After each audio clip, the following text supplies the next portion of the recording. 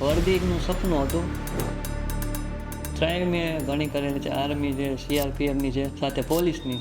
એ શરૂઆત હતી એટલે એટલો બધો અનુભવ નહીં, પાછું માર્ગદર્શન નહીં, કોઈ હતું નહીં. ફેલ બહુ થયો. મારી ફેમિલીમાં કોઈ ભણેલું પણ ઓછું છે. ઘણા એવા પ્રશ્નો થતા કે ભાઈ પ્રોબ્લેમ્સ આવતા પરીક્ષાઓમાં નાપાસ થવા બાદ. મેથ્સમાં એક જ માર્ક હતો. ગુજરાતમાં અત્યારે મારું સૌથી ખરાબ લેવલ હતું. માર્ગદર્શન વગર તો ના થાય. કાંદડો કેમ રસ્તા પર હાલ્યો જતો એ રીતે મારી તૈયારી હાલતી હતી. ઓનલાઈન તૈયારી કરાય કે ઓફલાઈન? હકીકતમાં ઓનલાઈન. ઇન્સ્ટાગ્રામ એકાઉન્ટ છે પણ અનયુઝ છે. માનવ સ્વભાવ છે, કેમ કે એક ધારો કોઈ પણ હાર્ડવર્ક તમે સોંપો ને તો ક્યારેક તો એ થાય. હાલ જે ફાઇનલ રિઝલ્ટ આવ્યું તેમાં મારો રેન્ક છે 5300 છે. તમારું બેકગ્રાઉન્ડ કોઈ સરકારી નોકરિયાત વાળું કોઈ ખરી? ના, મારા ફેમિલીમાં મારામાં હું ફર્સ્ટ. પપ્પા શું કરે છે? મારા પપ્પાનો મેઇન બિઝનેસ છે ચાની હોટલ છે. મેં 10 કિલોમીટર સુધી પણ દોડેલું છે. 4 થી 5 પરીક્ષાઓમાં ફેલ થયા, એનાથી પણ વધારે. કેન્દ્ર સરકારી નોકરી મળી જાય તો તમે શું પોલીસની આ જે છે જોબ છોડી દેશો?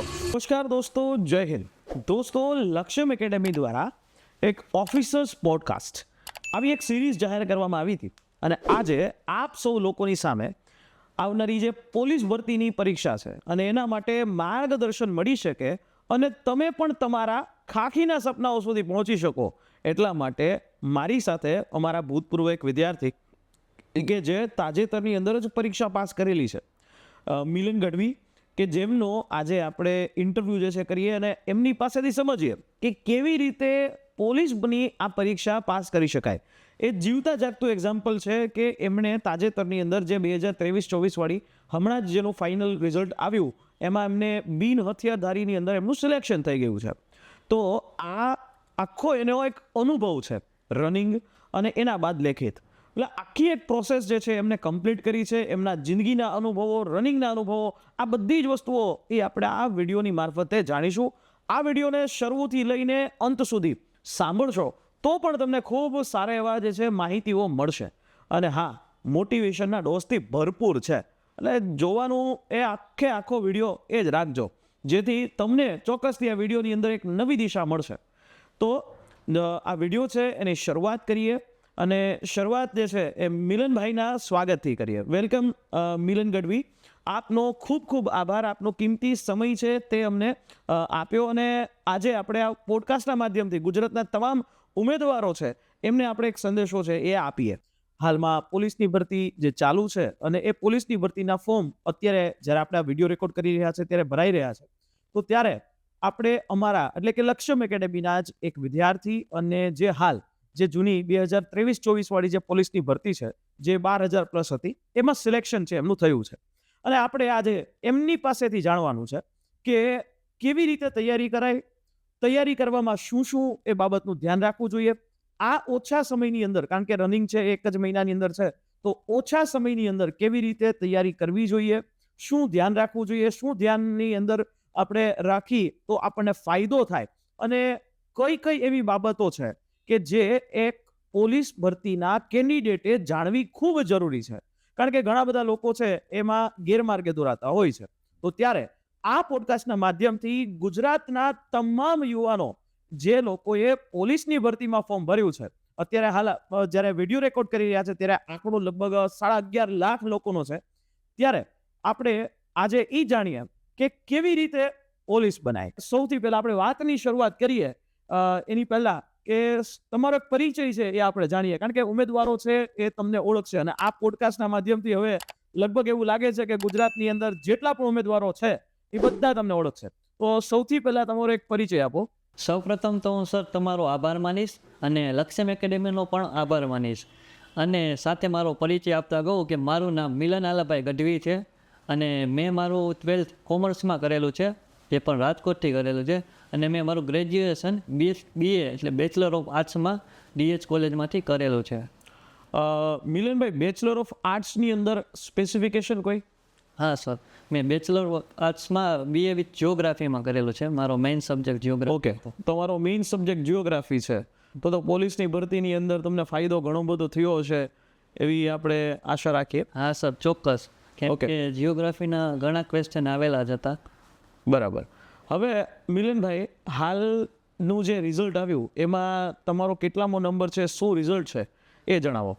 સર મારો હાલ જે ફાઇનલ રિઝલ્ટ આવ્યું તેમાં મારો રેન્ક છે 5300માં છે અને મારું રિઝલ્ટમાં મારા માર્ક મુજબ અત્યારે મને હથિયારી કોન્સ્ટેબલ મળેલું છે. વાહ, ખૂબ ખૂબ અભિનંદન. હથિયારી કોન્સ્ટેબલ છે તમને મળ્યું, અને જેના માટે ઘણા બધા વિદ્યાર્થીઓ સપનું જોતા હોય અને પોતાના મોબાઈલમાં વોટ્સઅપના સ્ટોરીમાં ને ઇન્સ્ટાગ્રામમાં લગાવવા માટે એમ સપનું જોતા હોય કે ક્યારે આપણે લગાવશું, સુખનો સૂરજ ઉગાડી દીધો.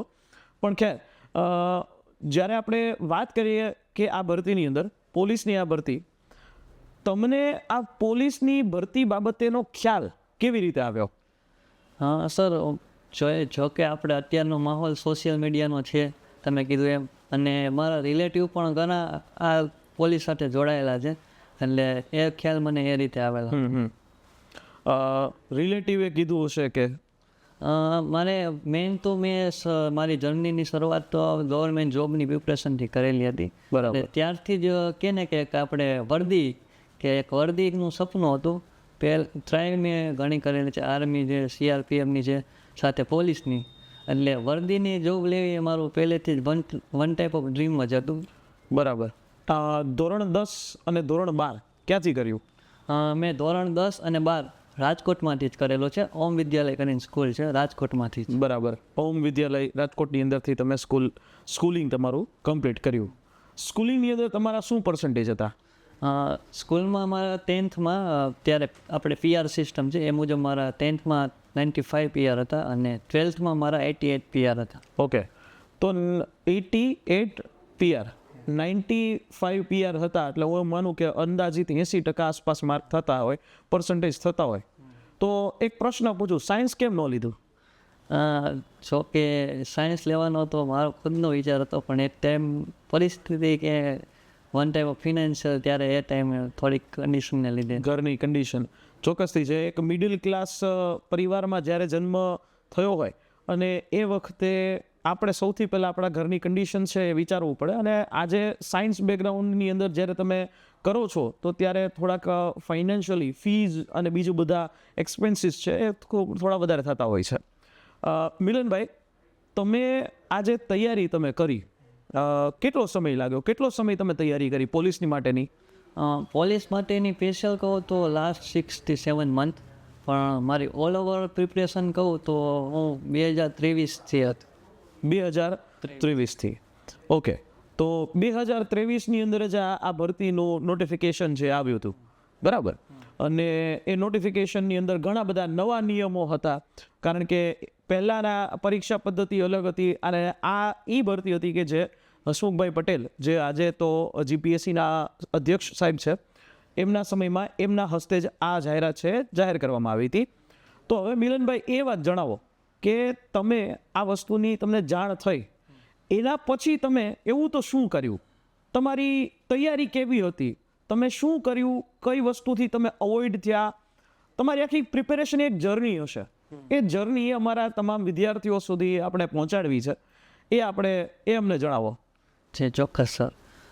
મારી જર્નીની શરૂઆત કહું ને તો કે 12th મેં જ્યારે પાસ કર્યું ને ત્યારે હું આ ગવર્મેન્ટથી હું વાકેફ હતો કે પરીક્ષાઓ હોય, પણ આમ એટલો બધો નહોતો. પણ ત્યારે મારો એક મિત્ર હતો પાર્લો, તેને મને કહ્યું કે ભાઈ આ રીતનું ગવર્મેન્ટને ક્લાસીસ કરીને તૈયારી કરીએ તો આમાં આગળ ચાન્સ સારો રહે ફ્યુચરમાં.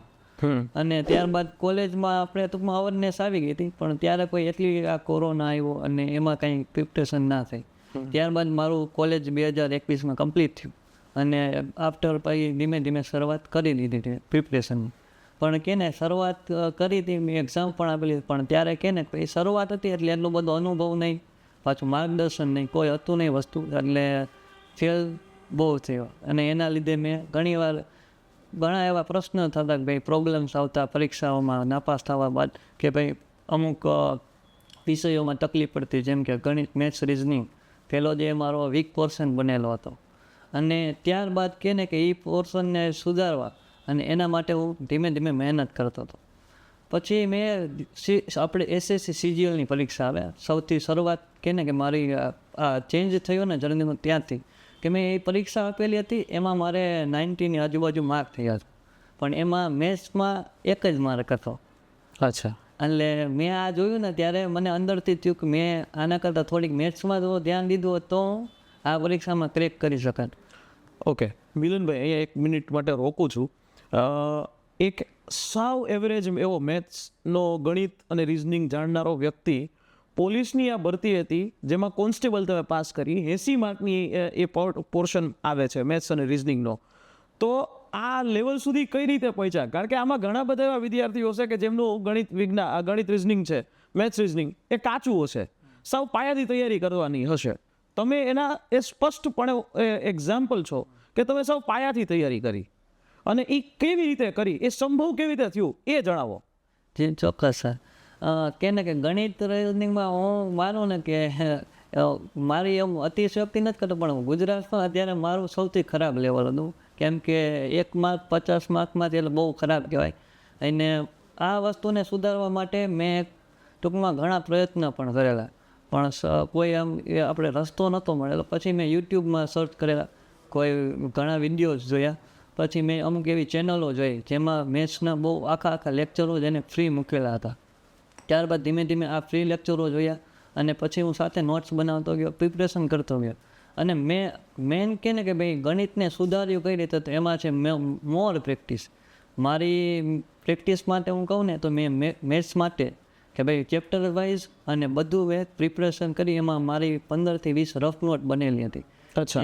એક મેન મારી એ કે ને કે મેથ્સ સુધારવાની કે ને કે એક સૌથી બેસ્ટ સાબિત થઈ.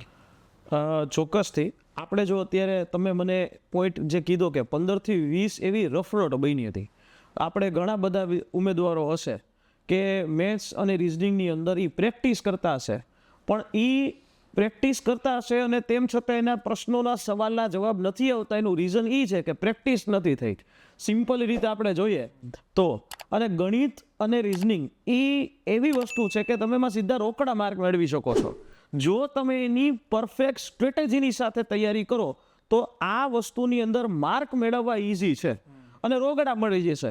કરંટ અફેર તો તમારે યાદ રાખવું પડે અને એવું બધું કરવું પડે, પણ અહીંયા કેવું છે કે પ્રેક્ટિસ થાય તો જ તમારા માર્ક છે એ ફટદરાના આવી જશે. તો એ પ્રેક્ટિસની અંદર તમારું જે છે આ આટલી રફ નોટ ભરી, તો એ ખૂબ સારી વાત કહેવાય, અને એનું જ ફળ તમને આ પરીક્ષાઓની અંદર મળ્યું. બરાબર. બાકીના સબ્જેક્ટની તૈયારી કેવી રીતે કરી? પછી મેથ્સનો આ રીતે મેં કર્યું. ત્યારબાદ બીજા સબ્જેક્ટ્સ કે જેમાં બંધારણ, ઇતિહાસ અને ભૂગોળ, આ તમામ વિષયનો મેં પહેલો જે કહે ને કે પાયાની બુક્સ, એટલે મેં આપણે GCRTને પ્રિફર કરી હતી. અને ત્યારબાદ 11-12ની ઇતિહાસ અને ભૂગોળની બુક, આ બંને વિષય મેં આમાંથી તૈયાર કરેલા હતા, જે મને ખૂબ જ કામ આવ્યા. કે ગમે એ પરીક્ષા હોય કે એમાં ઇતિહાસ ને ભૂગોળના પ્રશ્ન બેઝિક લેવલના આવે તો એ બુકમાંથી આરામથી મેં સોલ્વ કરેલા છે. ત્યારબાદ બંધારણ માટે પણ મેં ખાસ તો યુટ્યુબમાંથી મેં જોયેલું હતું, જેમાંથી મેં બંધારણ તૈયાર કરેલું હતું. અને પછી બુક પણ વાંચેલી હતી, જનરલ નોલેજની બુક્સ વાંચેલી હતી. અને આ ઉપરાંત હું ઉમેર્યો તો મેં સર તમારા વિડીયોઝ પણ જિયોગ્રાફી માટે જોયેલા હતા, અને ત્યારે તમે બીજા પ્લેટફોર્મ પર હતા, અને મેં લક્ષ્યમ એકેડેમીના પણ વિડીયો જોયેલા હતા. અને મને એવું લાગે છે કે ભાઈ આ એક બેસ્ટ કે કોઈ ગમે મટીરિયલ કરતાં કોઈ આમ એક પ્રોપર મટીરિયલ હોય તો એ આપણને સૌથી સારું એક રિઝલ્ટ આપે છે, જેમાં મેં આપની એકેડેમીમાંથી શીખ્યું હતું. ચોક્કસથી. આમ જોવા જઈને તો આ ભરતીની અંદર માર્કેટની અંદર મટીરિયલ ઘણું બધું છે, લોટ ઓફ મટીરિયલ છે, પણ ઉમેદવારો માટે કયું મટીરિયલ, કઈ મેથડ એ પસંદ કરવાથી તમારું સિલેક્શન થશે, જો એ સમજી જાય તો ચોક્કસથી એમને ખાખી જે છે મળી જાય, એમની પરીક્ષા છે એ પાસ થઈ જાય. એટલે અહીંયા કિંમત જ એવી છે કે અહીંયા, અને એ ક્યારે આવે? અનુભવના અંતે આવે. તમે જોયું હશે અમારા ઘણા બધા સેશન્સ કે જેની અંદર અમે ઉમેદવારોને એ બાબતે માર્ગદર્શન છે એ આપતા હોઈએ છીએ કે કઈ વસ્તુ તમારે વાંચવી જોઈએ, કઈ વસ્તુ અવોઇડ કરવી જોઈએ, કેટલું ડેપ્થમાં જવું જોઈએ, આ બધી વિશે અમે માહિતી આપતા હોઈએ છીએ. તો ત્યારે ઘણા ઉમેદવારો હોય ને એવું થાય કે આ તો સર એમને બોલે રાખે છે, પણ એવું નથી, અનુભવ હોય છે. અને એ અનુભવના અંતે મેં કહી શકીએ કે આ વંચાય અને આ ન વંચાય. એટલા માટે અમે ચોક્કસથી કરી શકીએ. અને લક્ષ્યમ એકેડેમીના આખું અમારું એ પ્લેટફોર્મ જ એવી રીતે બન્યું છે કે ઉમેદવારોના હિતમાં હંમેશા કામ કરવું. અમારી છે ને ટેગલાઇન છે, સંકલ્પથી સફળતા સુધી. એટલે આ સંકલ્પ તમે કર્યો અને સફળતા સુધી પહોંચાડવાની અંદર લક્ષ્યમ એકેડેમી છે તમને ચોક્કસથી સાથ આપ્યો, એના જેવું થયું. થેન્ક યુ, તમે એટલો વિશ્વાસ છે લક્ષ્યમ એકેડેમી ઉપર રાખ્યો અને અમારી ઉપર રાખ્યો. ચોક્કસથી આગળ વધીએ. અને તમારી જે વાત તમે જે સમજાવી, બીજા બધા સબ્જેક્ટની અંદર તમે GCRT કરી અને અલગ અલગ મટીરિયલ્સ છે એ તમે ફોલો કર્યા. આ બધી જ બાબતોની અંદર એક વસ્તુ જે અત્યારે હાલમાં ઉમેદવારો છે એ કરતા હોય, ઘણા ઉમેદવારો ઓફલાઈન તૈયારી કરતા હોય, ઘણા લોકો ઓનલાઈન તૈયારી કરતા હોય, ઘણા લોકો સેલ્ફ સ્ટડી કરતા હોય. તો તમારા મત મુજબ માર્ગદર્શન વગર તૈયારી કરવી સારી કે માર્ગદર્શન સાથે તૈયારી કરવી સારી? કયું તમારા મત મુજબ? જે માર્ગદર્શન વગર તો ના થાય, કેમ કે માર્ગદર્શન સાથે જ કરાય. કેમ કે મારી જર્ની આ લાંબી થઈ એનું મેઇન રીઝન હતું, શરૂઆતમાં મેં તમને જણાવ્યું કે હું ફેલ થયો. તો એનું મેઇન રીઝન એ હતું કે હું માર્ગદર્શન વગર હું કેમ કે કાંદડો કેમ રસ્તા પર હાલ્યો જતો એ રીતે મારી તૈયારી હાલતી હતી. કરતો હતો પણ રિઝલ્ટ 0 થતું અને ફેલ થતો.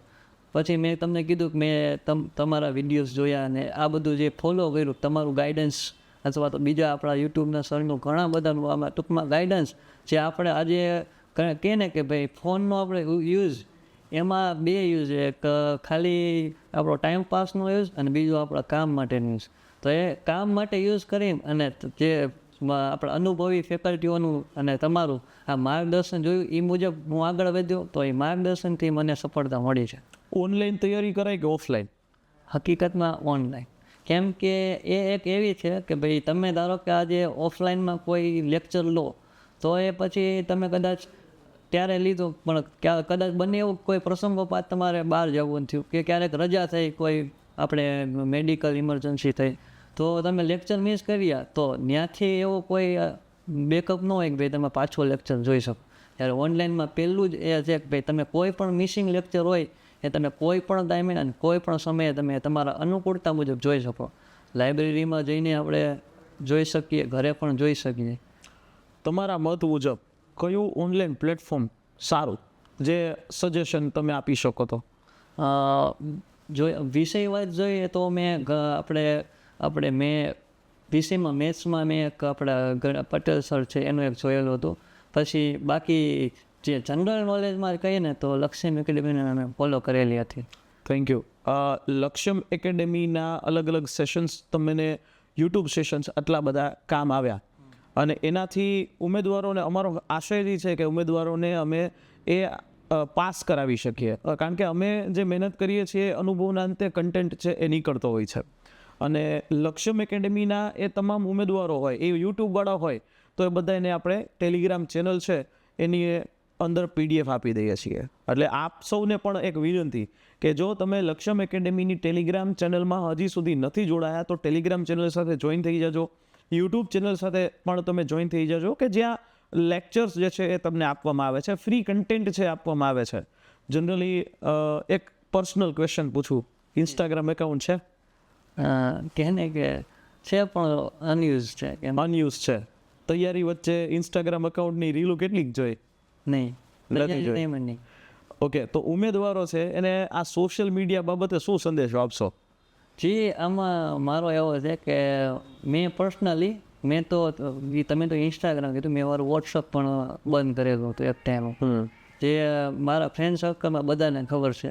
અને મેં ટૂંકમાં પહેલાંથી તૈયારી કરતો એટલે મેં એવું નહોતું વિચાર્યું કે આ બધા અવોઇડ કરવું છે. પણ મને જેવું લાગતું કે ભાઈ વોટ્સઅપ ને ઇન્સ્ટાગ્રામ ને એમાં રીલ્સ ને એમાં ટાઈમ બગડતો, એટલે મેં મારી જાતે જ આ બધું રાખેલું હતું પણ પછી કાઢી નાખેલું.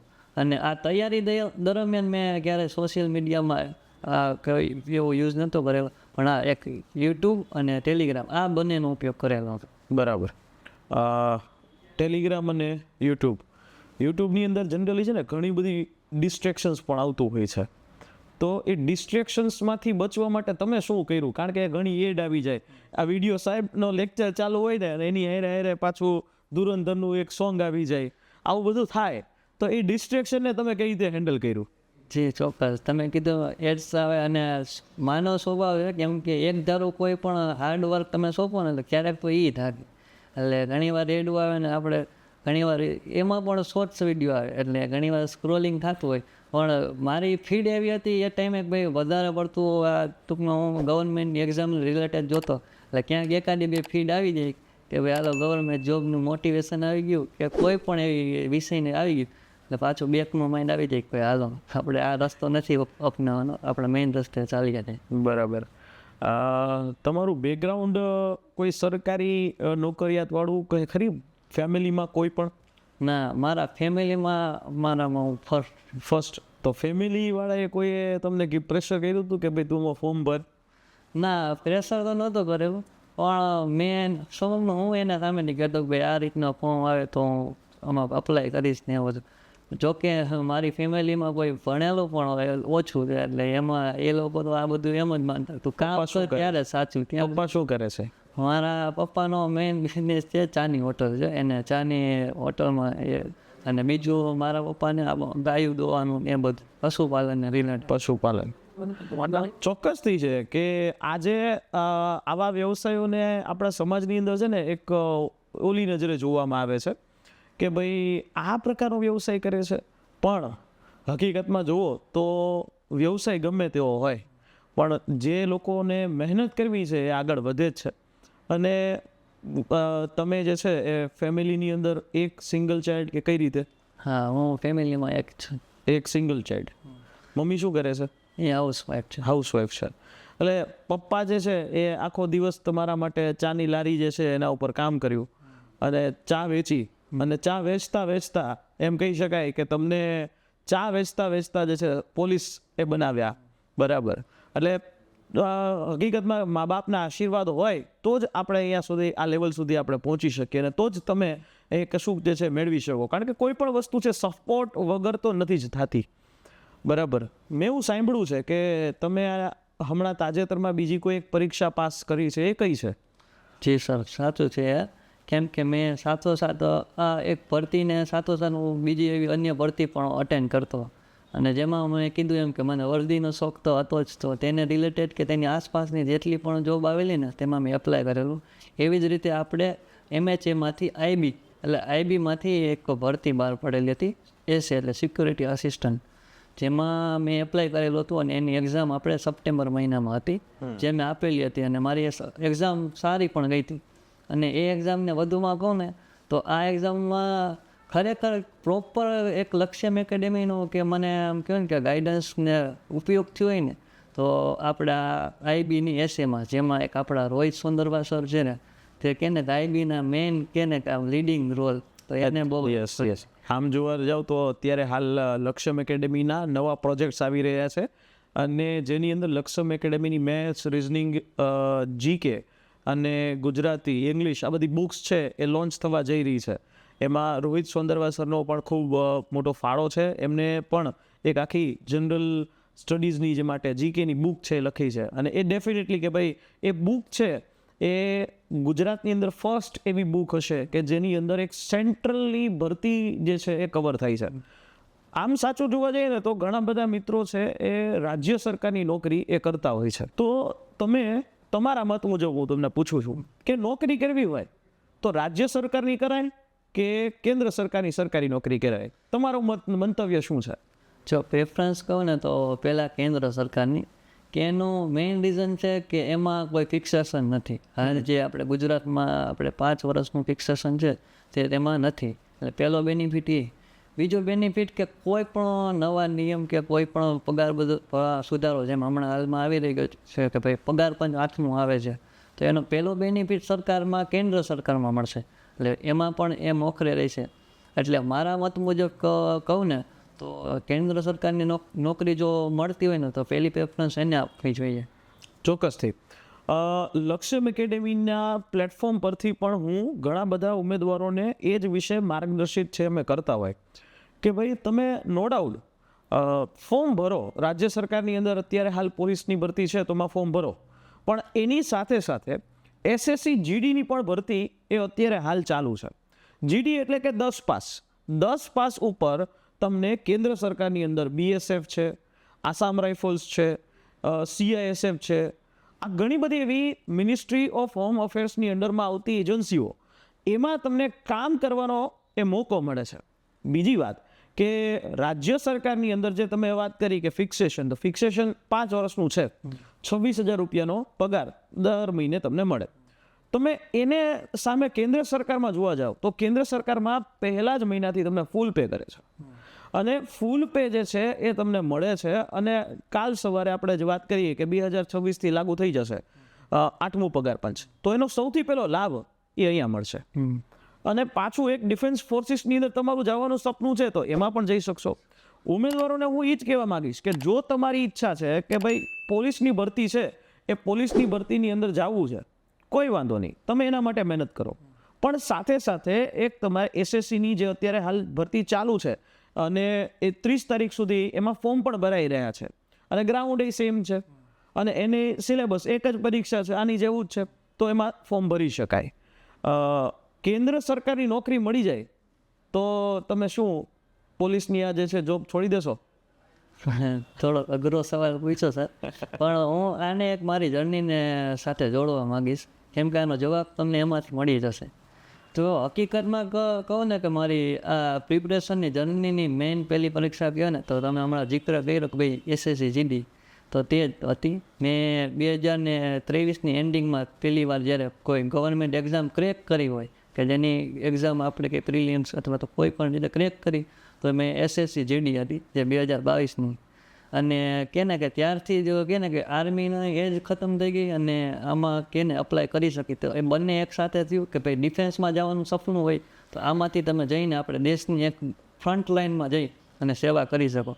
તો આ ઉપરથી હું કહીશ કે મેં મારી SSC GDની પરીક્ષાની પ્રિપરેશન કરી, એ હું ક્રેક કરી, પણ કે ને કે એમાં મારા નસીબ ઓછા કે મારી મહેનત ઓછી, જેને લીધે હું એ પરીક્ષામાં મારે ચેસ્ટમાં ડિસ્કોલિફાય થયો, કેમ કે મારી વેઇટ ને એ બધું ઓછું હતું અને હું ડિસ્કોલિફાય થયો.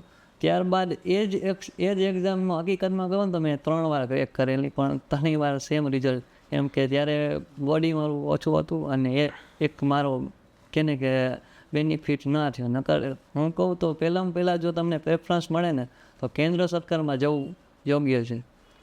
ઓકે, હવે આની અંદર હજી એક પ્રશ્નને એડ કરું. અત્યાર સુધી તમે ઘણી બધી પરીક્ષાઓના ફોર્મ ભર્યા હશે, કેટલી પરીક્ષા તમે એવી પાસ કરી અને કેટલી પરીક્ષાને અંદર તમે ફેલ થયા? આખી પ્રોસેસ પાસ કરવાવાળી તો જો કે અમારી પોલીસ ભરતી પહેલી જ છે, પણ કે ને કે ભાઈ એક સ્ટેજ કહેવાય આ ભરતીમાં. આપણે કે ને કે ભાઈ ઘણા એમ કે ભાઈ કાંઈ પાણી ન મળે એને 1 બૂંદ પાણી દીધું તો એને ઘણું આમ ઈચ્છા આગળ વધવાની થઈ જાય. એવી રીતે કે ને કે આ જર્નીની શરૂઆતથી મેં કીધું એમ કે ફર્સ્ટ મેં SSC GDની જે પહેલી વાર 2022માં બહાર પડેલી હતી એ પાસ કરી, અને પરીક્ષામાં પછી એમાં ચેસ્ટમાં ડિસ્કોલિફાય. એના પછી મેં BSF હેડ કોન્સ્ટેબલની આવેલી હતી, જે સેન્ટ્રલમાં ટૂંકમાં સીધું ભારતમાં કોમ્પિટિશન હતું. એ મેં એનું ફાઇનલ સ્ટેજ સુધી પહોંચી ગયેલો હતો આખી ક્લિયર, પણ એમાં હું માર્કથી આઉટ થયો હતો. પછી એના પછી મેં ગુજરાત સરકારમાં આપણે ફોરેસ્ટની હતી એ પરીક્ષા પણ આપેલી, એમાં હું લાસ્ટમાં સેમ પાછો નીકળી ગયો.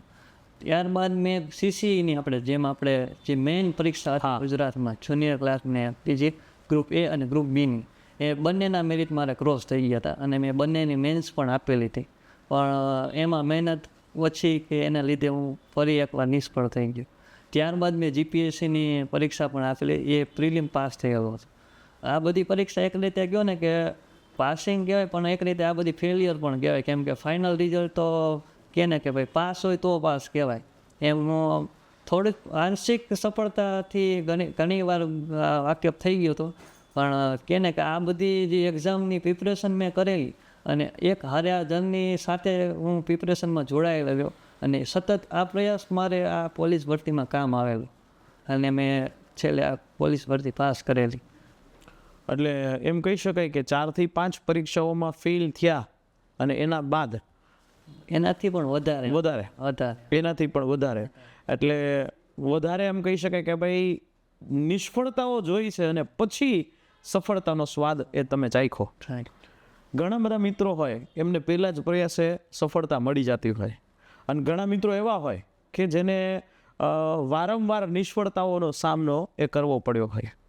તમે આટલી બધી નિષ્ફળતાઓ જોઈ ત્યારે તમારી એ કન્ડિશન, તમારી જાતને તમે કેવી રીતે સંભાળી? શું એવું કર્યું હતું કે તમને પછી મોટિવેશન પાછું મળ્યું? આમાં હું ઘણા રીઝન છે કે ભાઈ મેં એક નહીં કે ને કે ફેમિલીમાં મમ્મી પપ્પા ભાઈ હું જો હજી આટલી ઉંમરમાં અને એ પરીક્ષામાં ફેલ થઈ જાઉં અને નાક્ષી પાસ થઈ જાઉં, આ રે કોઈ પણ હકીકતમાં સબનું કે આ વારંવાર ફેલોર આવે એટલે ઘણી વાર આપણે થાય કે ભાઈ અરે આટલે સુધી વળી રહી ગયું. એટલે પેલું કંઈ કે મોટિવેશન ઘરમાંથી જ, મારી ફેમિલી બેકગ્રાઉન્ડ એટલું આમ સદ્ધર નહોતું કે ભાઈ અમે પહોંચી વળી ગમે ધંધો કરી લો. એટલે મારે નો છૂટકી આ એક રસ્તો રાખવાનો જ હતો જે પ્રાઇવેટમાં મને નહોતો દેખાતો ને ગવર્મેન્ટ જોબમાં દેખાતો હતો. એટલે પહેલું રીઝનિંગ. બાદમાં મારા ફ્રેન્ડ્સમાં, જેમાં 3 ફ્રેન્ડ્સ, મારા એક ભાર્ગવ ગોસ્વામી છે, એક બીજરાજ ગઢવી અને યશ ગઢવી. આ 3 ફ્રેન્ડ્સ મારા છે ને કે જે મારા મોટિવેશન કયો કે મારા મેન્ટર કયો કે 3 વ્યક્તિ છે જેને હું કાયમ યાદ રાખીશ. મિત્રતાનું મોટિવેશન તે કેમ કે આ લોકોને મારી ખબર રહેતી બધી કે ભાઈ આ પરીક્ષા દે, વળી ફેલ થયો, વળી પાછી દીધી, વળી ફેલ થયો. એટલે એ કાયમ અમે એ લોકો એક જ સમજાવતા, કાંઈ વાંધો નહીં, તું MCQમાં માહિર જ છે, ઘડીએ પાસ કરીને પાછી એક પાડી. એટલે ટૂંકમાં આ રીતે મને અંદરથી થતું રહ્યું કે ભાઈ હા આપણે આગળ પ્રયાસ રાખવા પડશે. અને હું આ બધું એક કહે ને કે ભાઈ એકને એક ચોટ વારંવાર લાગે ને એટલે શરીર નકોર થઈ જાય, એમ ઘડીએ ફેલ્યોર આવતું ગયું ને એટલે હું એક વસ્તુ કે જોતો હતો કે ભાઈ હું ફેલિયર થાવું પણ કંઈક નજીક પૂગીને થાવું. ટૂંકમાં હું કંઈક શીખવું તો છું પણ એનાથી મને મોટિવેશન એ મળતું કાંઈ વાંધો નહીં, આગળની ભરતીમાં હું થોડુંક વધારે મહેનત કરીશ ને તો પાસ થઈ જાય. જે સતત આ વિચારને મેં બનાવતો ગયો અને એ મને છેલ્લે કામ આવ્યો. બરાબર, એ એક ચોક્કસ છે ભાઈ સતત મહેનત કરીએ તો પાસ થવાય છે. ઓકે. મહેનત વગર કશું જ વસ્તુ શક્ય નથી. અને આ તો ખાખી છે. ખાખી કે કોઈ પણ સરકારી ભરતીની પરીક્ષાઓ છે, મહેનત વગર તો કોઈને મળશે નહીં. એ જમાના જતા રહ્યા છે કે ભલામણની સાથે તરત જ નોકરીઓ છે મળી જતી હતી. હવે તો તમારે તમારી જાતને સાબિત કરવી પડશે. ખેર, હજી આપણે આગળ વાત કરીએ તો રનિંગ તમે પાસ કર્યું છે. તમે આ ભરતીની અંદર આજે અત્યારે હાલ ક્વોલિફાઈંગ વાળું જે સ્ટેજ આવ્યું કે ફર્સ્ટ સ્ટેજ રનિંગ અને એ ક્વોલિફાઈ 5 કિલોમીટર અને એ 25 મિનિટમાં તમે પૂરું કર્યું છે. ગ્રાઉન્ડ ક્યાં આવ્યું હતું? મારે ગ્રાઉન્ડ હતું જામનગરનું ગ્રાઉન્ડ હતું, તે મને મળેલો હતો પોલીસ ભરતીમાં વખતે. રનિંગની પ્રિપેરેશનની હું વાત કરું ને તો રનિંગની પ્રિપેરેશન મેં લગભગ આ પોલીસ ભરતીથી 4-5 મહિનાથી મેં શરૂ જ હતી. કેમ કે મેં કહ્યું ને કે ભાઈ GDની પરીક્ષા લાસ્ટ ટાઈમ પાસ કરેલી હતી એટલે એનું રનિંગ એન્ડ યરમાં હતું. એટલે સાથોસાથ મારે એ પ્રિપરેશન હતી અને મનમાં ખાખી હતી જ તે. એટલે એ તો મનમાં આવ્યો હતો કે કદાચ આમાં ભલે મને ફેલ કરી દે પણ ભવિષ્યમાં મને આની આ મહેનત કામ ચોક્કસ આવશે. અને તે ચોક્કસ આવેલી તે મેં ટૂંકમાં અહીંયા આપણે યુનિવર્સિટીના ગ્રાઉન્ડમાં દોડેલો હતો અને આપણું અહીંનું જ પોલીસનું ગ્રાઉન્ડ છે ત્યાં પણ હું દોડેલો હતો. અને આ બંને ગ્રાઉન્ડમાં દોડ્યો અને આપણે LGનું ગ્રાઉન્ડ છે અહીંયા રાજકોટમાં, આપણે અહીંયા ટેસ્કોસ પાસે જે ટફ ગ્રાઉન્ડ છે તેમાં પણ દોડેલો. એટલે એટલો આત્મવિશ્વાસ હતો કે ભાઈ હું અહીંયા દોડી લઉં છું તો ત્યાં દોડી જઈશ. અને અહીંયા જે ટાઈમ આવતો જે 22-23ની આજુબાજુ જ આવતો, જે મારો નેચરલ દર વખતેનો જ્યારે હું ટાઈમ નહોતો ત્યારનો હતો, જે સેમ આપણે ભરતી તાણે પણ મેં 22 મિનિટ અને 35 સેકન્ડમાં ત્યાં મેં રનિંગ પૂરું કરેલો. રનિંગ માટે કોઈ સ્પેશિયલી તમે ડાયટ લીધી હતી? જી, ડાયટમાં મેં લીધેલી હતી. ડાયટમાં કે મેં એક કહે ને કે કઠોળ એક વધારેલું હતું, દૂધ છે, પછી મને વેઇટનો પ્રશ્ન હતો એટલે વેઇટમાં મને કેળા, ખજૂર આ તમામ વસ્તુ મેં એડ કરેલી હતી અને જેનાથી મને બેનિફિટ પણ થયેલો હતો. બરાબર. રનિંગનું શેડ્યુલ તમારું કેવું હતું? રનિંગમાં મારું શેડ્યુલ હતું મોર્નિંગમાં. હું સવારે મોર્નિંગમાં 6 વાગ્યાની આજુબાજુ હું રનિંગ માટે પહોંચી જતો અને જ્યારે પોલીસ ગ્રાઉન્ડમાં દોડવા જતો ત્યારે થોડુંક મોડો જતો કેમ કે એ બાને હું બીજી એક પ્રેક્ટિસ કરતો કે ભાઈ તડકામાં દોડવાનું થાય તો કઈ રીતે પોસિબલ થાય. આ વસ્તુ મારા માઇન્ડમાં એક હતી જ તે, કેમ કે મને બેકમાં એક્સપિરિયન્સ હતો જ તે કે ભાઈ આવી વસ્તુ બની શકે છે. એટલે મેં આ બંને પાસાઓ ધ્યાન રાખેલા હતા અને રનિંગના મેં હું કહું ને તો રનિંગ વિશે હું થોડીક વધારે વાત કરું તો એમાં એટલું કહીશ કે ભાઈ રનિંગમાં મેં મારો જ્યારે શરૂઆતમાં કે સ્ટાર્ટિંગમાં મારો ટાઈમ પણ બધા મિત્રોની જેમ ખરાબ જ હતો. એવું નથી હોતું તાત્કાલિક ટાઈમ સારો થઈ જાય, એવું નથી હોતું. રનિંગ સારું કરવા માટે તમારે સતત કન્ટિન્યુ દોડવું પડે છે, ડેઇલી દોડવું પડે છે. હા, વીક ઓફ એક ચાલે, પણ પછી એમ કે વીકમાં 2-3 વીકમાં ઓફ ના ચાલે. મેં મારું રનિંગ વીકમાં ડેઇલી કરતો, અને જ્યારે મારો ટાઈમ નહોતો આવતો એનું પાછું સરખું કરવા માટે મેઇન કે ટાઈમિંગમાં આવી જાય એના માટે મેં મારા ભાઈ છે, ભાઈ બીજરાજ છે, એ આમાં જ છે કે ભાઈ સ્પોર્ટ્સના પ્રોફેસર છે, એ મારો ભાઈ છે બીજરાજ. એને મને કીધું કે ભાઈ તમે એક ધારો અને લોંગ દોડો એનાથી બેનિફિટ થશે. એટલે એના બાદ મેં મારો ટાઈમ જે 27 આવતો હતો એ મેં લોંગ રનિંગ એટલે કે 7 કિલોમીટર 8 કિલોમીટર મેં 10 કિલોમીટર સુધી પણ દોડેલું છે મારી આ રનિંગની પ્રિપરેશન દરમિયાન, કે જ્યારે મારો ટાઈમ ખરાબ આવતો. અને ત્યારબાદ એ જ મહેનતથી મારો ટાઈમ જે 27 આવતો ને તે મારો એક ટાઈમ 21 સુધી પણ આવેલો હતો. વાહ, કેટલો સમય લાગ્યો એના માટે? અંદાજે કહું તો મહિનાથી 2 મહિનાનો આ સ્પેશિયલ કે ભાઈ 27માંથી 21-22માં પહોંચેલો હતો એનો. બરાબર. હાલની અંદર જો આપણે વાત કરીએ, જ્યારે આપણે અત્યારે પોડકાસ્ટ શૂટ કરી રહ્યા છે ત્યારે ઓલમોસ્ટ 1 મહિનાનો સમય છે. આ નવી પોલીસ ભરતીનું રનિંગ છે એની અંદર 15 જાન્યુઆરીથી શરૂઆત થવાની છે. તો આટલા ઓછા સમયની અંદર તમે ગુજરાતના ઉમેદવારો છે એમને સમજાવો કે આ કેવી રીતે પોસિબલ છે, 5 કિલોમીટરનું રનિંગ ટાઈમિંગની અંદર કેવી રીતે પોસિબલ છે? જી ચોક્કસ પોસિબલ જ છે. કેમ કે મેં તમને કહ્યું કેમ કે લાસ્ટ મેં એક મારું પહેલાં એક્સપિરિયન્સ કહું કે ભાઈ પછી હું તમને કહું કે ભાઈ આની પહેલાંની જીડીની એક્ઝામ હતી ને ત્યારે એક રિઝલ્ટ આવ્યું ને એના 1 મહિનાની અંદર સેમ કેમ અત્યારે આપણે ઓછો ટાઈમ એમ 1 થી 1.5 મહિનામાં રનિંગ આવી ગયેલો હતો, એટલો મિનિમમ ટાઈમ આપેલો હતો. અને ત્યારે મેં કીધું કે મારા એ દરમિયાન જ આ ટાઈમ એવો હતો કે ભાઈ 27 ત્યારે પણ આ જ હતી. કેમ કે રનિંગ જ્યારે આપણે એકવાર મૂકી દઈએ ને અને ફરી ચાલુ કરીએ એટલે એ ટાઈમ વધારે જ આવશે, કોઈ પણ સ્ટુડન્ટ હોય.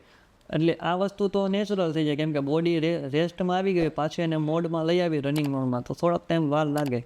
પણ એક એનો મેઇન છે કે ભાઈ રનિંગમાં ટાઈમ તોડવામાં એક મેઇન છે, પેલું છે લોંગ રનિંગ. મારો પર્સનલ એક્સપિરિયન્સ અને એનાથી મારો ટાઈમ તૂટેલો. લોંગ રનિંગ જેટલું તમે કરી શકો ધીમે ધીમે તમારે એક સામતું નહીં પણ ધીમે ધીમે વધારતું જવાનું. એક પેલું એ. બીજું છે એક્સરસાઇઝ.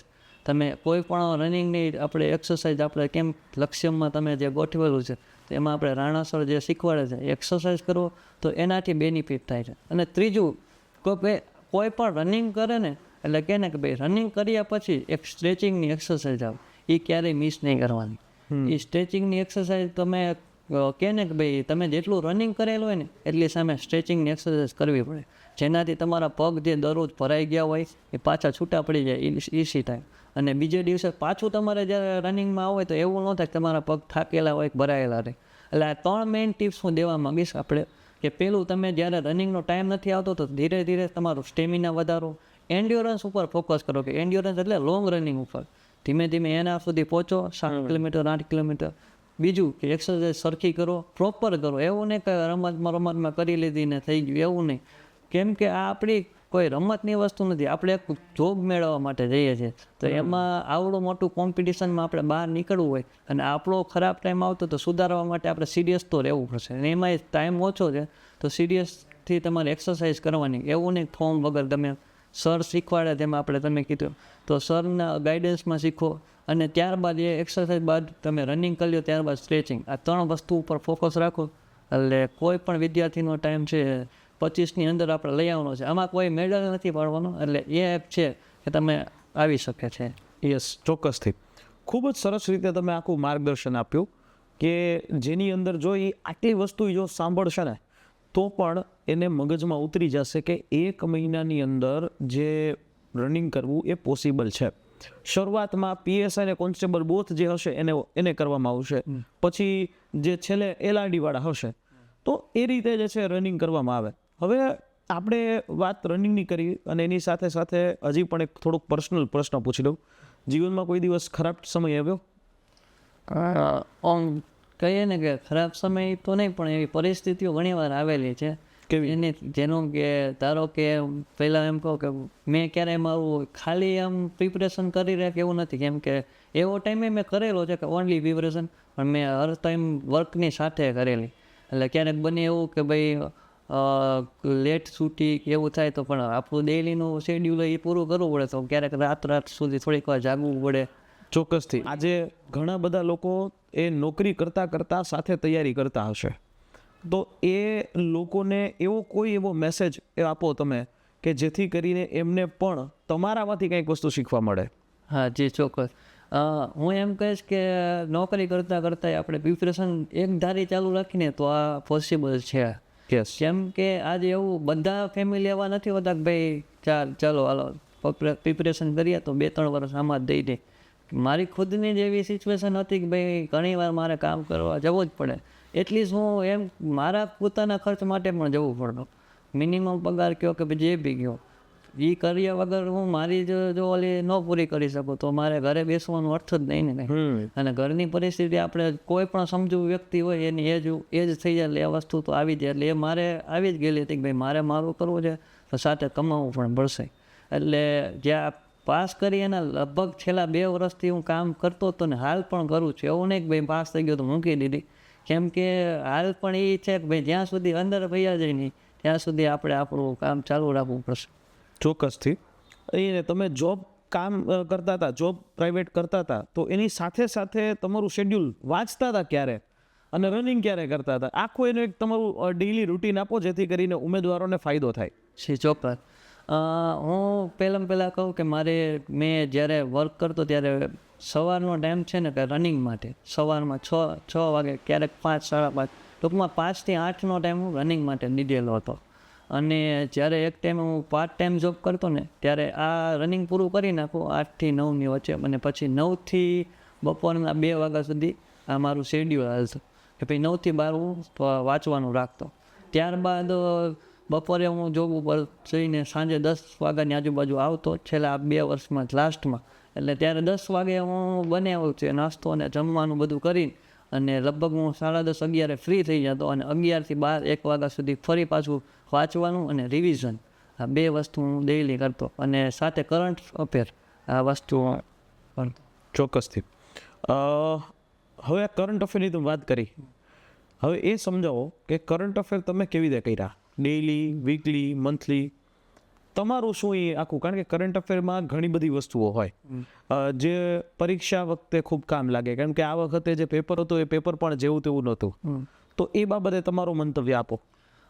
જી મેં કરંટ અફેર કરેલું હતું અને કરંટ અફેર હું મેગેઝિનમાંથી કરેલું હતું કેમ કે ડેઈલી વિડીયો જોવા, કેમ કે મારો ટાઈમ લિમિટેડ હતો તો હું ડેઈલી એક જ વિષયને એ પાછો કે બધા સબ્જેક્ટને સાથે લેવો એટલે એક સાથે ન કરી એટલે મેં મેગેઝિન પ્રિફર કરી. કેમ કે એને તમે મેગેઝિનમાં લગભગ કોઈ પણ મેગેઝિન હોય તો એમાં એક બધું કોન્સેપ્ટ આવી જતા અને મેઇન મુદ્દા આવી જતા. એટલે પછી હું મંથલી મેગેઝિનમાંથી રીડિંગ કરતો અને જેમાં મને કરંટ અફેરમાં કામ પણ આવેલું છે. વાહ, ખૂબ સરસ. અને આપે આપની જે જર્ની જે આખી કીધી એ ખૂબ પ્રેરણાદાયક છે, બરાબર. અને જો આપણે જોવા જઈએ તો સંઘર્ષ વગર કશું જિંદગીમાં નથી મળતું. જો તમે એવું ઈચ્છો છો કે મારે જિંદગીની અંદર કંઈક મેળવવું છે તો સૌથી પહેલાં તમારો કમ્ફર્ટ ઝોન છે ને એમાંથી બહાર આવવું પડે, કમ્ફર્ટ ઝોન છોડવો પડે. કમ્ફર્ટ ઝોન જો છોડશો તો જ જિંદગીની અંદર કંઈક અચીવ કરી શકશો. તમે એવું ઈચ્છા રાખો છો કે મારે પોલીસ બનવું છે, તમે એવું ઈચ્છા રાખો છો કે મારે સારો બિઝનેસમેન બનવું છે, તમે એવી ઈચ્છા રાખો છો કે મારે કોઈક સારા એવા અધિકારી બનવું છે, જીપીએસસી પાસ કરવી છે, અથવા તો કોઈ સારી એવી કંપની સ્ટાર્ટઅપ કરવું છે, એન્ટરપ્રિન્યોર બનવું છે, તો પણ તમારે તમારો કમ્ફર્ટ ઝોન છે એ છોડવો પડે. કારણ કે જો કમ્ફર્ટ ઝોન છોડ્યા વગર તમે એમાં રહેશો તો તમે આગળ વધી શકાય નહીં. અને એમ કહેવાય કે પેઇન ઇઝ ગેઇન, બરાબર. એમ આજે એ જે રનિંગ કરે છે એવા ઘણા બધા લોકોને સીન પેન થતું હશે, પણ પેઇન ઇઝ ગેઇન, બરાબર. Leave your comfort zone. આ જે એક મંત્ર છે એ ખૂબ ઉપયોગી થાય એવો છે અને જો સમજો તો ચોક્કસથી થઈ શકે. અને કહેવાય છે ભગવાન શ્રી કૃષ્ણ જ્યારે ભગવદ્ ગીતાજીની અંદર એ બોલે છે અર્જુન સાથેનો સંવાદ જે છે કરે છે ત્યારે કે તું કર્મ કરતો જા, બરાબર. તારું કામ કર્મ કરવાનું છે અને ફળ આપવાનું કામ મારું છે, બરાબર. કે હે પાર્થ તું કર્મ કર તારું, આપણે આપણું કર્મ કરીએ, બીજી બધી વસ્તુમાં આવ્યા વગર, અને એક વખત રિઝલ્ટ છે એ ચોક્કસથી મળે. અને એક વખત તમે નિષ્ફળ થયા, બીજી વખત નિષ્ફળ થયા, ત્રીજી વખત નિષ્ફળ થયા, પણ સાહેબ ચોથી વખત તો તમે નિષ્ફળ નહીં જ થાવ, કારણ કે તમને આગલી જે 3 નિષ્ફળતાઓની તમામ જે બાબતો ખબર હોય છે. એટલે કહેવાય ને કે બાઉન્સ બેક કરવાનો સમય છે એ મળતો હોય છે. ખૂબ સરસ. આપની જર્ની ખૂબ પ્રેરણાદાયી છે એ રહેલી છે તમામ ઉમેદવારો માટે. હવે જે મિલન ગઢવી લગ્ન ક્યારે કરવા છે? અત્યારે ફિલહાલ તો એ બાબતે વિચાર હાલ કદાચ આ પોડકાસ્ટ જોઈ અને 2-4 માગા આવી જશો. એ તો આવેલા જ છે પણ અત્યારે હાલ કેમ કે સફળતા છે એ જોઈને લોકો આવે છે, પણ મારું કહેવાનું એમ છે કે ભાઈ હવે ટ્રેનિંગ છે તો પહેલાં ટ્રેનિંગનો માહોલ ટ્રેનિંગ જે છે એમાં જોઈએ નહીં આવે. અને કે ને કે ભાઈ એકવાર હથિયાર કે ને કે ભાઈ હથિયાર હાથમાં લેવાનું જે ઈચ્છા હતી કે ભાઈ કે BSF ને CRPFમાં એમાં જઈને લેવું, પણ એ રીતે નહીં તો કાંઈ નહીં, ખાખી થ્રુ પણ એકવાર હથિયાર લઈ. તોય જિંદગીમાં કેવું લાઈફ પાર્ટનર તમારે જોઈએ છે? બસ સમજી એવું મળે તો ઘણું છે. એમ કે અત્યારે એક્સપેક્ટેશન કરતાં મેઇન છે સમજ. જે સમજી જાય તો એને બીજું કાંઈ કહેવાનું હોય ભાઈ, કેમ કે એ પોતાની રીતે જ કદાચ ક્યારેક હું મારું જ ઉદાહરણ દઉં કે ભાઈ આજે મારી પરિસ્થિતિ મારા ઘરની મને ખબર હતી ને હવે હું મારી ડિમાન્ડ ઘરને કરી રાખું ભાઈ મને આ લઈ દો કે મને આ લઈ દો, તો ના ભેગો થાય. કેમ કે સમજ મારી હોવી જોઈએ કે મારા ઘરમાં એ સિચ્યુએશન છે કે ન લેવાય તો પછી ન જ લેવાય. એ સમજ હોય તો એ ઘણું રહે. વાહ, ખૂબ સરસ. અને અમે એવી શુભકામનાઓ આપને આપીએ છીએ કે આપને ગમતું હોય એવું એક પાત્ર છે એ લાઈફ પાર્ટનર તરીકે મળે, અને હજી પણ જિંદગીની અંદરની તમામ પરીક્ષાઓ આવીને આવી રીતે ઉત્તરોત્તર તમે પ્રગતિ કરો. હવે છેલ્લો આપણા પોડકાસ્ટ જે છે એની અંદર છેલ્લી એક માહિતી જે છે આપીએ કે તમે હાલની જે ભરતીના તમામ ઉમેદવારો એને શું સંદેશો આપવા ઈચ્છો છો? જે ચોક્કસ હું કહું એટલું કહીશ કે ભાઈ એક સતત મહેનત હંમેશા સફળતા તરફ તમને લઈ જાય. તમને વારંવાર એક અસફળતા કહે ને કે પગથિયા છે, એકવાર મળે, 2 વાર મળે, 4-5 વાર, મને તો બહુ મળેલા એટલે મને ખબર છે કે તમે ઘણી નિષ્ફળ થયેલા હશો. એવું નહીં, આ જ ભરતીમાં જે હું પાસ થયો એમાં જ ઘણા લોકો નિષ્ફળ થયા હશે, કેમ કે એમાં ભરતી મુજબ બધાને તો લઈ ના શકે. તો એ જે નિષ્ફળ થઈ ગયા તો એ નિષ્ફળતા એવું છે કે એની પાસે એક અનુભવ તો થઈ ગયો એટલીસ્ટ. ઘણા લોકો મારી સાથે ફ્રેશર પાસ થયેલા, તો સમજો તમે તો અનુભવી લો તો તમે ચોક્કસ પાસ થઈ શકો, પણ મનમાં એ વિશ્વાસ તમારે બનાવવો પડશે. કેમ કે હર એક ભરતી બહાર પડે, હર એક શેડ્યુલ આવે ભાઈ આ ટાઈમે પરીક્ષા લેવાય, અને હરેક લોકો મહેનત કરતા હોય છે, પણ મહેનત મૂકી દે અને જે એકધારી કરે ને એ બસ એ ડિફરન્સ હોય છે. જે મૂકી દે એ બહાર હટી જાય, અને જે પાસ થઈ જાય, જે એકધારી મહેનત રાખે એ પાસ થઈ જાય. તો હું એટલું જ કહીશ કે બધાને કે એકધારી મહેનત કરો, કે કેમ કે કોશિશ કરને વાળો કો કભી હાર નહીં હોતી, છેલ્લે એક સફળતા મળે જ છે. તો હું એટલું કહીશ કે ભાઈ એક સમય હોય, સમય ક્યારેક સારો હોય સમય. આપણે કહીએ ને કે અર્જુનને પણ એકવાર એવો સમય હતો કે ભાઈ પોતે ધુરંધર બાણાવાળી હતો અને સામે સેનાઓને અડીખમ સેનાઓને હરાવી દેતો, પણ એક ટાઈમ એનો ખરાબ પણ આવેલો હતો કે ભાઈ કાબાએ પણ એને એકવાર એવું કરાવેલું હતું.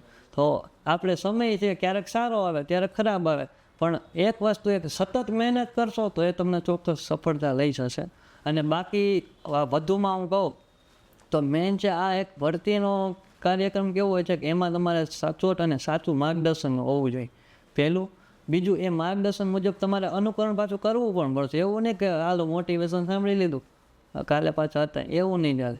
તમારે મેન છે માર્ગદર્શન સિરિયસથી સાંભળવું પડશે. જેમ મેં તમારું સાંભળેલું હતું અને લક્ષ્યમ એકેડેમીનું જે વિડીયોમાં વારંવાર જે આવેલું હતું એ સાંભળેલું હતું. અને સર હું વધુમાં કહીશ તો મેં તમારા ઓલ્ડ વિડીયોઝ જે તમે બીજી એકેડેમીમાં લીધેલા એ પણ મને આમ બહુ કામ આવેલા છે. એટલે ક્યારેક હું અતિશયોક્તિ નથી કરતો પણ ખરેખર કામ આવેલા છે.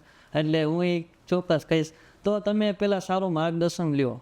કોઈ પણ તમે ધારો કે હું તમારું અત્યારે એટલે કહું છું, હું તમારું અનુભવેલું છે તો પહેલાં એ લ્યો. બીજું કે આપણે અત્યારે ધારો કે તમારી પાસે શૂન્ય છે તો એને સર્જન કરવું હોય તો કઈ રીતે, તો કોઈ આગળમાં કોકે ધારો કે તમારે આપણે લક્ષ્યમ એકેડેમીની વાત કરું તો આપણે ઘણા વિદ્યાર્થીઓ આપણે હમણાં છેલ્લે ઘણી ભરતીઓમાં પાસ થયેલા, તો એનો અર્થ કે ભાઈ આ એકેડેમી પાસે અનુભવ છે, આટલા વિદ્યાર્થીને પાસ કરાવી શકે તો એ તમને પણ કરાવી શકે. તો હું મારું એવું કહેવાનું છે કે ભાઈ કોઈ પણ વ્યક્તિ તમને એમ લાગે કે ભાઈ આ માર્ગદર્શન મને આપી શકે તેની સાથે જોડાઓ.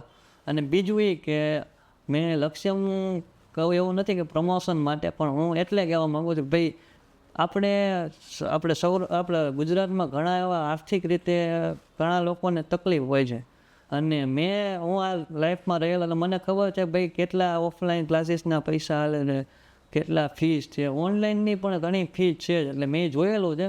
તો હું એમ કહું કે ભાઈ ક્યાંકથી તમને ઓછા પૈસામાં કે તમે અફોર્ડ કરી શકો, અફોર્ડેબલ ક્લાસીસ મળી જાય અને એ તમને પાછું સફળતા તરફ લઈ જતા હોય, તો હું એમ કહીશ કે તો એવા સાથે જોડાવવું જોઈએ. એ હું એટલે કહી શકું છું કે મેં અનુભવેલું છે. હવે કોઈક એમ કે ભાઈ તમે પ્રમોશન માટે કરો, પણ હકીકતમાં બધી વસ્તુમાં પ્રમોશન નથી હોતું. હું એટલું કહીશ કેમ કે મેં અનુભવેલું છે એમ કહી શકું છું. તો આ બીજું એ કે તમે કોઈ પણ એવી રીતના જે વ્યક્તિનું માર્ગદર્શન લ્યો અને તમે સાથે કોર્સમાં જોડાઈ શકો છો. અને બાકી એ કે તમારું મટીરિયલ હંમેશા એવું રાખવાનું કે ભાઈ વારંવાર બદલવું ન પડવું જોઈએ. હા, જેમાં મેં પહેલાં કીધું કે ભાઈ મેં GCRT ફોલો કરેલી હતી 11-12ની ઇતિહાસમાં અને ભૂગોળમાં, તો પછી મેં એ પછી ક્યારે બદલી જ નથી એમ. પછી બજારમાં અમુક વસ્તુ કેવું હોય કે બજારમાં નવી બુક આવે તો બધા ચલો હાલો આની બાજુ દોડ્યા જાય, વળી ઓલી આવે તો વળી એની બાજુ. એ એક કરવાથી થાય એવું કે મેં એ ભૂલ કરેલી, એવું નહીં કે હું કાંઈ સારો છું, કેમ કે એ ભૂલ મેં કરેલી જ છે. મેં ઘણીવાર સારી બુક આવે એટલે લીધી અને વળી પાછું વાંચવા પહેલેથી બેસું ને વળી પાછું ખબર પડે કે આ નવું આવ્યું, આ નવું આવ્યું. પણ ક્યારેક આપણે નવું વાંચવામાં આપણું જૂનું જે રિવાઇઝ કરવાનું પ્રોપર ના કરી શકીએ. તો મેઇન છે તમે પહેલાં તો તમારા મટીરિયલને એક ટાર્ગેટ મુજબની એક્ઝામ મુજબનો સિલેબસ જો એ સિલેબસ સાથે કમ્પેર કરો કે ભાઈ આ સિલેબસમાં આ બુકમાંથી આ વાંચવું જોઈએ. પછી એ તમે એનો એક આખો ચાર્ટ જ બનાવી નાખો કે ભાઈ આ વિષયમાં આ બુકનો આ ટોપિક. એવી રીતના પહેલાં મટીરિયલ તમે તૈયાર કરી લો અને પછી મટીરિયલ એકને એક ફોલો કરવાનું.